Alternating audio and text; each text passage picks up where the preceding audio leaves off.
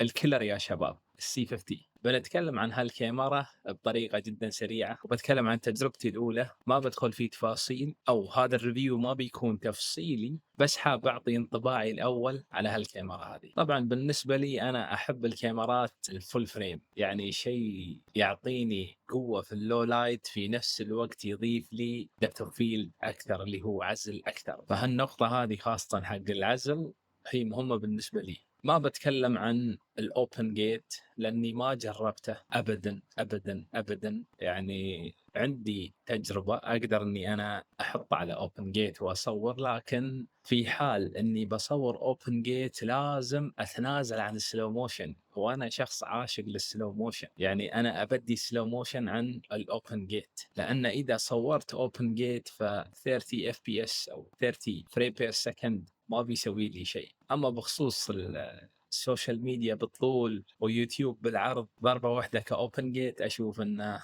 ما له داعي بالنسبة لي أنا كحمد، فأنا ما أروح للأوبن جيت أبد. طبعا هالكلر هذا أحلى شيء فيه الحجم والوزن. أنا كحمد أدور على شيء خفيف، وزنه طيب، حجمه جميل، بحيث أني أنا أسويه ماونت على السيارات، على أماكن يعني الوزن يكون شيء سهل وبسيط، يعني مش انه صعب نفس السي 80. انا صاحب سي 80، وطبعا جالس اصور بسي 80، فما اريد اني انا احط هالكاميرا هذه في هالسيتويشن اني انا اعلقها على السيارة وفجأة تخون فيني وتطيح، لان بالنهاية الوزن يخرب كثير امور. فيوم الكيلر وصل انا استانست، وفي نفس الوقت السي لوك 2 الكل يعرف ان انا اعشق شيء اسمه التلوين، التفاصيل، الهايلايتس، الشادوز. ففي هالكاميرا هذه في سي لوك 2، فيعني انا مستانس على هالخطوه هذه. كاميرا صغيره تنحط في الجيب، فيها كثير مواصفات، منها سي لوك 2. شيء جدا جميل، يعني التلوين فوق السينماتيك بعد. طبعا الايام اللي جايه في مشاريع جميله، كافيهات، مطاعم، سيارات، كثير امور.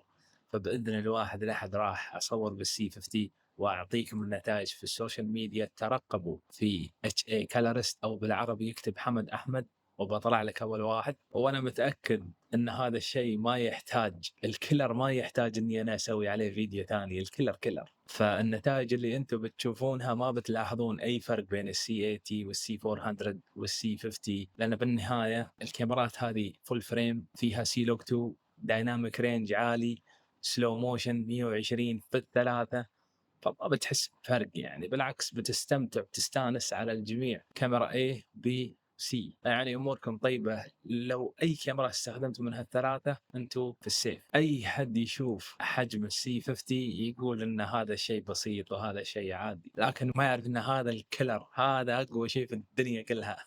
طبعا بالنسبة لي أنا كحمد، أنا عندي كانون سي 50، عندي كانون سي 80، عندي نايكون زد ار. فالكاميرات هذه اللي عندي اللي أنا أقتنيها بيرفكت. يعني لو أنت رحت سي 50 أنت فزت، لو رحت نايكون زد ار أنت فزت، لو رحت سي 80 أنت فزت. الكاميرات هذه جبارة جدا وتعطيك نتائج جدا جدا جدا جدا قوية. المهم شوية بعطيكم إعلان بسيط، إعلان عن نفسي. طبعا أنا مسوي دورة اسمه وجهتك عشان تصير ملون سينمائي. في حال ان انت تبغى تحجز لهالدوره هذه، الدوره طبعا مسجله، اذا حاب انك تسجل في هالدوره وتطلع بنتائج سينمائيه قويه مرتبه، كل اللي عليك انك تتواصل معي على الواتساب، ورابط الواتساب تحت في الوصف. وطبعا السي 50 تصور صور، بس انا مصور فيديو مش مصور صور، فما دخلت في موضوع الصور ابدا، ما جربت. لكن دام انه كانون فخالصين، دام انه الكلر فالموضوع منتهي. وطبعا كل اللي انا اقوله في هذا الفيديو راي شخصي. الكاميرا انا اقتنيها، يعني ابدا لا سبونسر ولا مدفوع لي ولا كانوا طرشوا لي الكاميرا هذه. الكاميرا لي انا، حقي، على قولتهم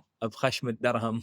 انا مش هني عشان اقارن كاميرات، اعطيكم بس الفيرست امبريشن مثل ما يقولون، وفي نفس الوقت اعطيكم التجربه الاولى فقط لهالكاميرا. كاميرا جميله جدا. وطبعا اي شخص، اي مصور تعطونه اي كاميرا بيطلع بابداع، بيطلع بشيء نظيف، بيطلع بشيء عالمي، لان بالنهايه الموضوع على المصور مش على الكاميرا. المصور هذا كيف يستخدم الاداه هذه عشان يطلع بافضل نتيجه، تمام؟ فابدا لا تقارنون الكاميرا الكاميرات مع بعض، ولا تحطون هذا أفضل من هذا وهذا أحسن من هذا. بالنهاية المصور هو اللي يجيب النتيجة، يوم يغمض عينه ويتخيل اللقطة ويجيبها في الواقع. المصور هو الأساس. تمام. ويا الربع لا تنسون اللايك والكومنت والسبسكرايب، وإن شاء الله أشوفكم في الفيديو القادم. بالتوفيق.